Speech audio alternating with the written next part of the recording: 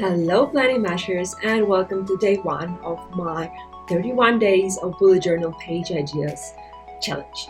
The idea is that during October, each day I will be posting one plan with me video with random bullet journal pages. There is a blog post explaining more about the challenge, so I will leave the link in the description. Be sure to check that out. In short, I will be doing different bullet journal pages, and I actually do accept orders. So hey, if you wanna see me doing any special pages, make sure to DM me, Facebook me, or just leave a comment under this video. I decided to start the challenge with a little introductory page, which is an About Me page. I love doing About Me pages because, well, it's not just me introducing myself to the people online, my Instagram followers. It's actually for me. It's kind of my time to reflect on myself and kind of to just put on paper the person I am now. So in some time I could look back at it and just, I don't know, remember the person I was a certain time ago. I have quite a few already of About Me pages, and I find them super fun and very useful and very nostalgic to look back at. So the way I approach creating a page like this is, first of all, creating a list of ideas on what exactly I want to put on the page. You probably can see it on the left side. I have some text. These are just different things I thought I might include into the setup. And once the preparation stage is ready, I am off to creating the page. As you can see, I am a little bit crazy. I do everything pencil first. That really helps me to, first of all, avoid a lot of mistakes. And second of all, make sure that all the elements on the page are balanced and, well placed. I usually start from the center. So you probably saw at the beginning of the video, I used my ruler to find the center of the page, and I put the main title there, and I just started filling out the space around it with basically a bunch of random facts about me. I did organize them a little bit because, well, I'm a bit crazy about organizing stuff. So yeah, as you can see, I kind of have different sections. There's a section for things that make me happy. There's a little profile section with just general information about me. Then there is a section for things I like and things I dislike. And finally, yes, I let myself go and I just had a section for random facts. So I guess it's still organized. I decided that for this setup, I mostly will put the emphasis on the text. So I try to include a little bit of different lettering styles.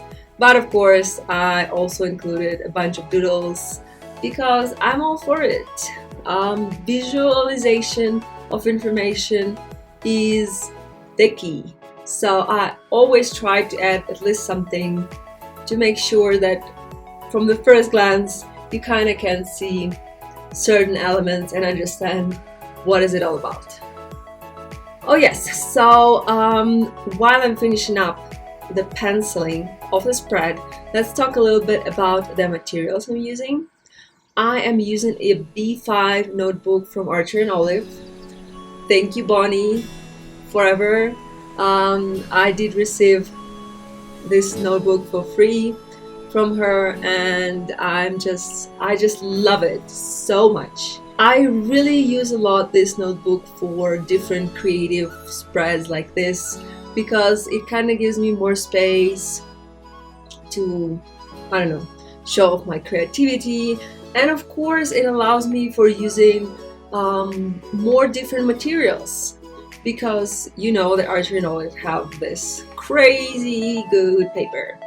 So I can use a lot of markers which I can't really use in my Numina because the paper is just not that thick. And as for other supplies, I will link everything in the description. But this time I went all over my palette supplies.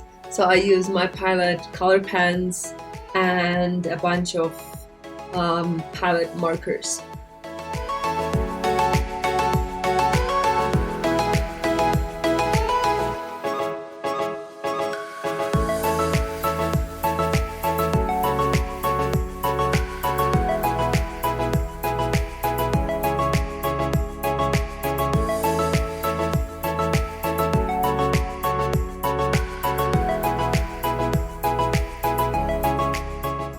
So once I finished penciling in page and I'm happy with the result, you probably saw that I changed quite a few doodles.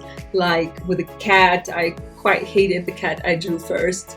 So I kind of erased it and redrew it again in a bit of a more cute way. So once I'm happy with what I see in pencil, it's time to use a black pen. And this time I didn't use a black pen for everything, because I kind of wanted to add more color and play around a little bit with color pens. So I left some elements and some text in slide pencil so I can just use my color pens to go over it.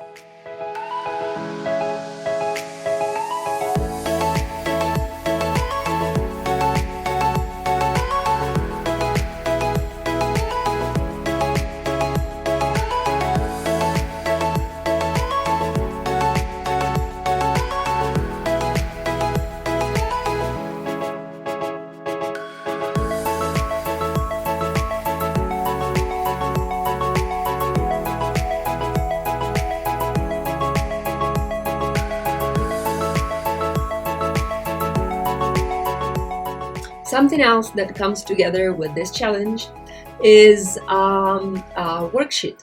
So for each spread I'm creating, I will be doing a little printable with, with tutorials for the doodles, with some design ideas or maybe font ideas, and all of this will be posted in our Facebook group. So if you want to get these, make sure to drop by. The link to our Facebook group is in the description. And that's it for the day 1. I'll see you in the day 2 video. Keep bullet journaling and don't be a blob. Bye!